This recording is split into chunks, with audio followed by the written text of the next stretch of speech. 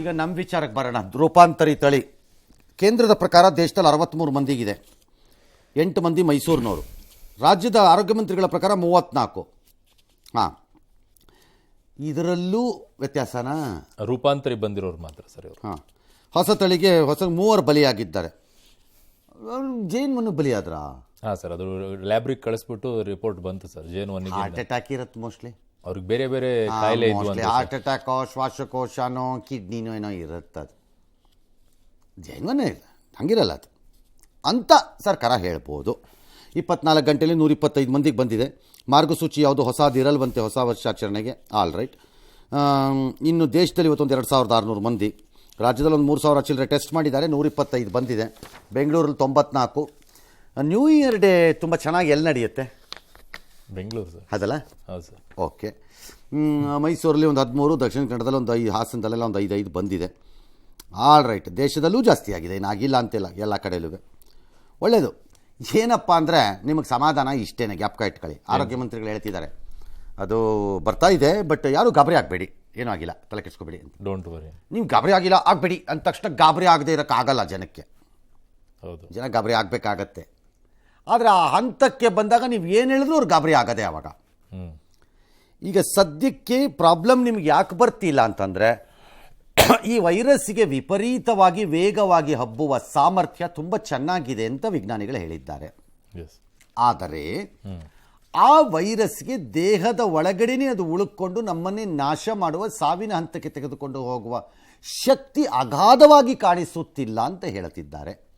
ಹಾಗಾಗಿ ಇವತ್ತು 3, ಮೊನ್ನೆ ಒಂದು 2, 3, 6, 7 ಬಂದಿದ್ದೀರಿ. 6 ಸರ್ ಟೋಟಲ್ ಬಂದಿದ್ದೀರಿ. ಇದು ಒಳ್ಳೆ ಲಕ್ಷಣ ಅಂತ ಅನ್ಕೋಬೇಕಾಗಿಲ್ಲ. ನೀವು ಸಾವಾಗಬೇಕಾದ್ರೆ ಕೆಲವೊಮ್ಮೆ ನಾವು ಅರಿವಿಗೆ ಬಾರದೆ ವೈರಸ್ಗಳು ಬಿಹೇವ್ ಮಾಡೋ ಆರಂಭಿಕ ರೀತಿಯೂ ಹೀಗಿರಬಹುದೇನೋ, ನಮಗೆ ಗೊತ್ತಿಲ್ಲ. ಪುಣ್ಯಕ್ಕೆ ಈಗ ಸದ್ಯಕ್ಕೆ ಹಂಗಿಲ್ಲ ಅನಿಸುತ್ತೆ. ಟೆಸ್ಟ್ ಮಾಡಿದ್ರೆ ಗೊತ್ತಾಗ್ಬಿಡುತ್ತೆ. ಸೊ ಲಕ್ಷಣ ಇದು, ಒಂದು 5 ದಿನ ಚಿಕಿತ್ಸೆ ಕೊಟ್ಬಿಡ್ತೀವಿ.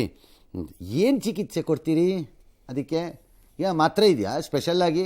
ಕೊಡ್ರಪ್ಪ, ನಾನು ಬರ್ಕೊಂಡು ಇಟ್ಕೊತೀನಿ ಜೋಬಲ್ಲಿ. ಯಾವುದೂ ಇಲ್ಲ. ಏನು ಕೊಡ್ತೀರಿ ಅದಕ್ಕೆ?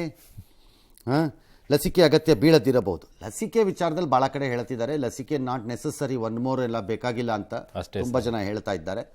ಮತ್ತು ನಮ್ಮ ಲಸಿಕೆಗಳು ಫಾರ್ಚುನೇಟ್ಲಿ ನಮ್ಮ ಪುಣ್ಯ 2 ಲಸಿಕೆಗಳು ಎಫೆಕ್ಟಿವ್ ಆಗಿ ಇದೆ ಅನ್ನೋ ಥರನೇ ರಿಪೋರ್ಟ್ಸ್ ಇದೆ, ಬೋತ್ ಕೋವ್ಯಾಕ್ಸಿನ್ ಮತ್ತು ಕೋವಿಶೀಲ್ಡಲ್ಲಿ.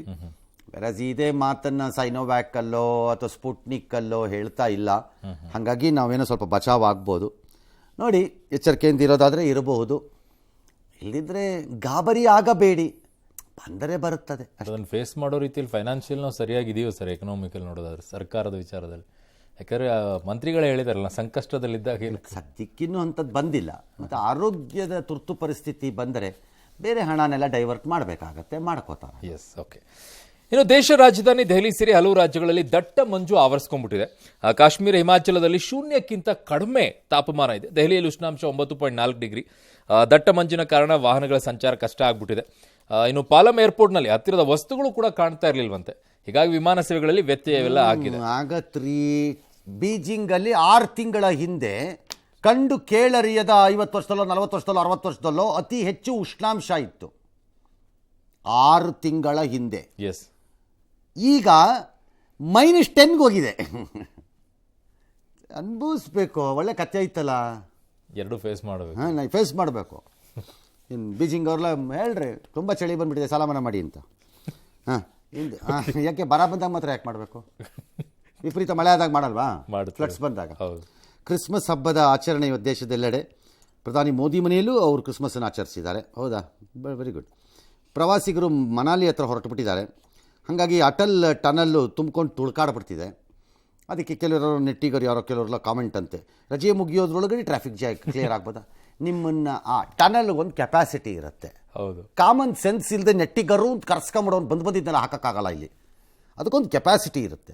ನೀವು ಬಾಯಿಗೆ ಬಂದಾಗ ಅದಕ್ಕೆ 100 ಪಟ್ಟು ಕೆಪಾಸಿಟಿನಲ್ಲಿ ಜನ ಅಲ್ಲಿಗೆ ನಾವು ನೋಡೋಕೆ ಹೋಗ್ತಾ ಇದ್ದೀವಿ ಅಂತ ಉತ್ಸಾಹಕ್ಕೆ ಹೊರಟು ಬಿಟ್ರೆ ಆ ಟನಲ್ ನೀನು ಆಟೋಮೆಟಿಕ್ಕಾಗಿ ಅಲ್ಲಿ ಜನ ಬರ್ತಾ ಇದ್ದಾರೆ ಅಂತ ಇದು ಬಾಯಿ ತಗೊಳ್ಳೋಕೆ ನಿಂತ್ಕೊಳ್ಳೋಕ್ಕಾಗತ್ತಾ? ಅದು ಸ್ವಲ್ಪ ಬುದ್ಧಿ ಬಿಡುವ, ನಮಗೆ ಅನುಭವಿಸ್ಬೇಕು ಅದನ್ನು.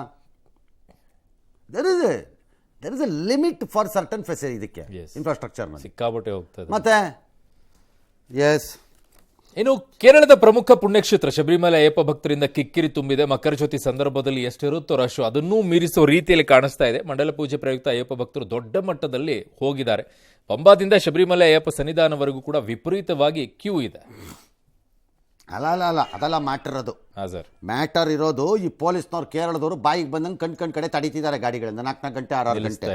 ಅದಕ್ಕೆ ಕರ್ನಾಟಕ, ಆಂಧ್ರ, ತೆಲಂಗಾಣ, ತಮಿಳುನಾಡಿನ ಭಕ್ತರೆಲ್ಲ ಭಾಳ ಧರಣಿ ಎಲ್ಲ ಮಾಡಿದಾರಂತೆ ಪೊಲೀಸರು ಧೋರಣೆಗೆ.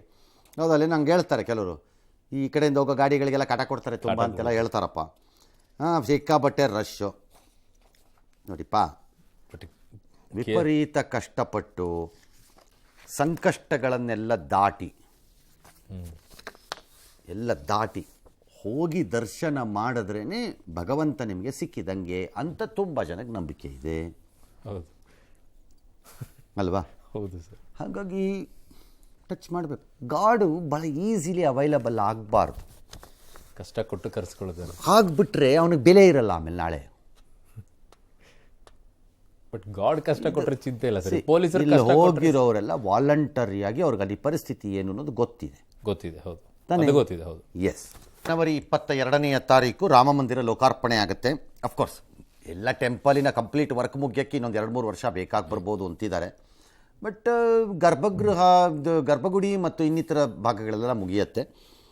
ಇದಕ್ಕೆ ಬಹಳ ನೂರಾರು ಜನ, ಕೋಟ್ಯಾಂತರ ಜನ ಕಾಯ್ತಾ ಕೂತಿದ್ದಾರೆ. ಕೆಲವ್ರದ್ದು ವಾದ 400 ವರ್ಷ 500 ವರ್ಷ ಕಾದಿದ್ದೀವಿ ಇಂಥ ಒಂದು ಗಳಿಗೆಗೆ ಅಂತ ಕೆಲವರದ್ದು. ಅಕ್ಷರಶಃ ಅದು ಸುಂದರಕಾಂಡವಾಗಿ ಮಾರ್ಪಡ್ತಾ ಇದೆ. ಅಲ್ಲಿ ಅಯೋಧ್ಯೆಯಲ್ಲಿ ಶ್ರೀರಾಮೋತ್ಸವ ಆರಂಭ ಆಗಿದೆ. ಪಬ್ಲಿಕ್ ಟಿವಿಯ ತಂಡ ಅಲ್ಲಿದೆ. ನನ್ನ ಸಹೋದ್ಯೋಗಿ ಶಬೀರ್ ಅಲ್ಲಿ ಠಿಕಾಣಿ ಹೂಡಿದ್ದಾರೆ. ಈಗ ಅಲ್ಲಿಂದ ಅವರು ನಿತ್ಯ ವರದಿಗಳನ್ನು ಕಳಿಸ್ತಿದ್ದಾರೆ. ಆ ಝಲಕ್ಗಳನ್ನು ನಾವು ಪ್ರಾರಂಭ ಮಾಡ್ತಾ ಇದ್ದೀವಿ ಇವತ್ತಿನಿಂದ. ಹೀಗಿದೆ ನೋಡಿ. ಅಯೋಧ್ಯೆಯಲ್ಲಿ ಶ್ರೀರಾಮನ ಮಂದಿರ ಉದ್ಘಾಟನೆಗೆ ತಯಾರಿಗಳು ಹೇಗೆ ನಡೀತಾ ಇದೆ ಅದನ್ನ ನೋಡೋಕೆ ನಾವೀಗ ದೆಹಲಿಯಿಂದ ಹೊರಟಿದ್ದೀವಿ. ನಮ್ಮ ಪ್ರಯಾಣ ಈಗ ಆರಂಭ ಆಗ್ತಾ ಇದೆ ದೆಹಲಿಯ ರೈಲ್ವೆ ನಿಲ್ದಾಣದಿಂದ.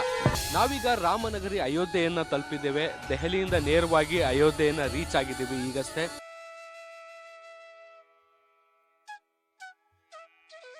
ಅಯೋಧ್ಯೆಯಲ್ಲಿ ನಿರ್ಮಾಣವಾಗ್ತಾ ಇರುವಂತಹ ಭವ್ಯ ಶ್ರೀರಾಮ ಮಂದಿರ ಉದ್ಘಾಟನೆಗೆ ಇನ್ನೇನು ಕೆಲವೇ ದಿನಗಳು ಬಾಕಿ ಉಳಿದಿದ್ದಾವೆ. ಮಂದಿರದ ಕೆಲಸಗಳು ಹೇಗೆ ನಡೀತಾ ಇದೆ, ಮಂದಿರದ ಮುಂಭಾಗದ ಕೆಲಸಗಳು ಹೇಗೆ ನಡೀತಾ ಇದಾವೆ ಅನ್ನುವಂಥದ್ದನ್ನ ಒಂದೊಂದಾಗಿ ನಾವು ನೋಡ್ತಾ ಹೋಗೋಣ. ಶೀಟ್ಗಳೇನಿದಾವೆ ಇದು ಶ್ರೀರಾಮ್ ಕಾರಿಡಾರ್ ಅನ್ನುವಂತಹ ಹೆಸರಿನಿಂದ ಮುಂದಿನ ದಿನಗಳಲ್ಲಿ ಕರೆಸ್ಕೊಳ್ಳುತ್ತೆ. ಲಕ್ಷಾಂತರ ಜನರು ಪ್ರತಿನಿತ್ಯ ಅಯೋಧ್ಯೆಗೆ ಬರ್ತಾರೆ, ಶ್ರೀರಾಮನ ದರ್ಶನವನ್ನ ಮಾಡ್ತಾರೆ. ಹೀಗಾಗಿ ಬಿಸಿಲು ಮತ್ತೆ ಮಳೆಯಿಂದ ಭಕ್ತರನ್ನ ರಕ್ಷಣೆ ಮಾಡೋಕ್ಕೋಸ್ಕರ ಈ ಒಂದು ಏನು ಕಾರಿಡಾರ್ನ ನಿರ್ಮಾಣ ಮಾಡಲಾಗಿರುವಂಥದ್ದು.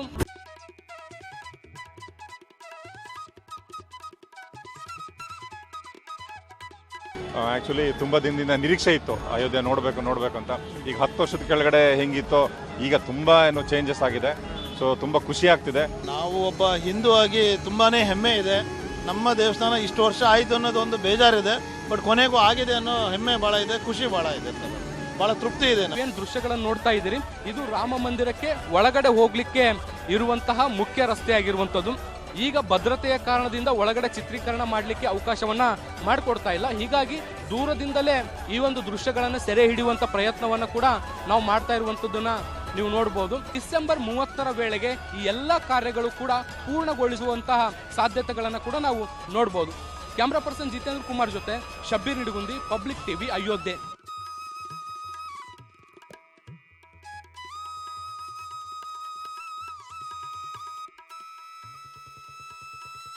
ರಾಮಪಥದ ದರ್ಶನವನ್ನ ಮಾಡಿದ್ವಿ. ಬಟ್ ಈಗ ಅಯೋಧ್ಯೆ ಒಂದು ಸುತ್ತ ಹಾಕ್ಬೇಕಲ್ವಾ? ಅಯೋಧ್ಯೆಯನ್ನ ಒಂದು ಸುತ್ತ ಹಾಕೋಣ, ಹೇಗಿದೆ ಅನ್ನೋದನ್ನ ನೋಡೋಣ.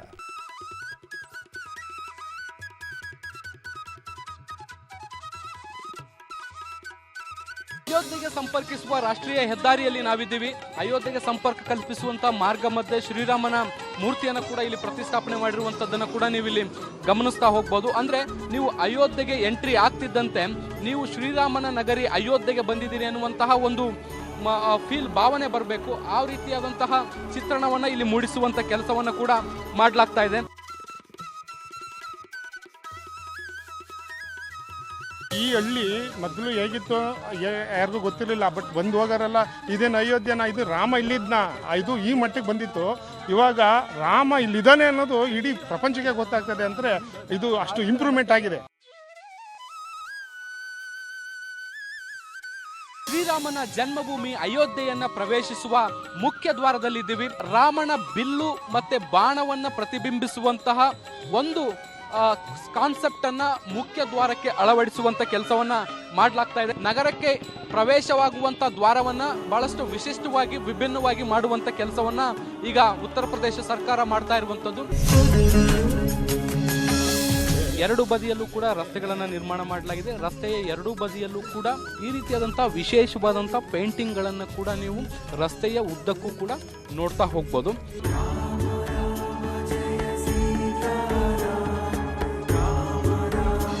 ಅಯೋಧ್ಯೆ ನೋಡಬೇಕು, ರಾಮ ಮಂದಿರ ನೋಡಬೇಕು, ಅವರ ಜನ್ಮಭೂಮಿ ನೋಡಬೇಕು ಅಂತ ತುಂಬಾ ಮನಸ್ಸಲ್ಲಿ ಆಸೆ ಇತ್ತು. ನಾವು ಎಂದಿಗಾದರೂ ಹೋಗ್ತೀವೋ ಇಲ್ವೋ ಅನ್ನೋದು ಕನಸಲ್ಲೇ ನಾವು ಎನಿಸಿರಲೇ ಇಲ್ಲ. ಇಲ್ಲಿಗೆ ಬಂದಿದ್ದಂತೂ ತುಂಬ ಸ್ವರ್ಗಕ್ಕೆ ಬಂದಿದ್ದೀವೇನೋ ಅನಿಸ್ಬಿಡ್ತು. ಅಲ್ಲಿ ನದಿ ಇರ್ಬೋದು, ಎಲ್ಲ ಕಡೆ ನೋಡಿ ತುಂಬಾ ಖುಷಿ ಆಯಿತು.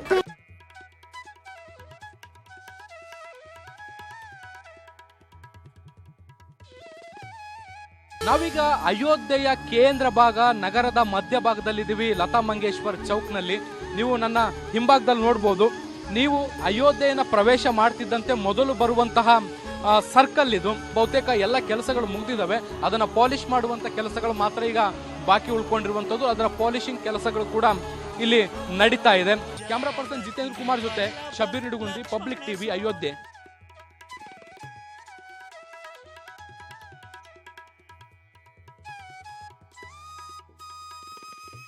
ಅಯೋಧ್ಯೆಯ ಎಲ್ಲ ಮುಖ ಚಿತ್ರಣಗಳನ್ನು ಮತ್ತು ಅಲ್ಲಾಗುತ್ತಿರುವ ಬೆಳವಣಿಗೆಗಳು ಅಥವಾ ಅಭಿವೃದ್ಧಿ ಕಾರ್ಯಗಳು ಅಥವಾ ತಯಾರಿಗಳನ್ನು ನಿಮಗೆ ಪ್ರತಿದಿನ ನನ್ನ ಸಹೋದ್ಯೋಗಿ ಶಬೀರ್ ಅಯೋಧ್ಯೆಯಿಂದ ಈ ವಾರವಿಡೀ ನಿಮ್ಮ ಮುಂದೆ ತರ್ತಾರೆ. ಅದರಲ್ಲಿ ಬಹು ಮುಖ್ಯವಾಗಿ ಅಲ್ಲಿ ಬರ್ತಿರುವಂತಹ ಮೂಲಭೂತ ಸೌಕರ್ಯಗಳ ಕಡೆಗೆ ಕೂಡ ಅವರು ಗಮನವನ್ನು ಕೊಡ್ತಾರೆ.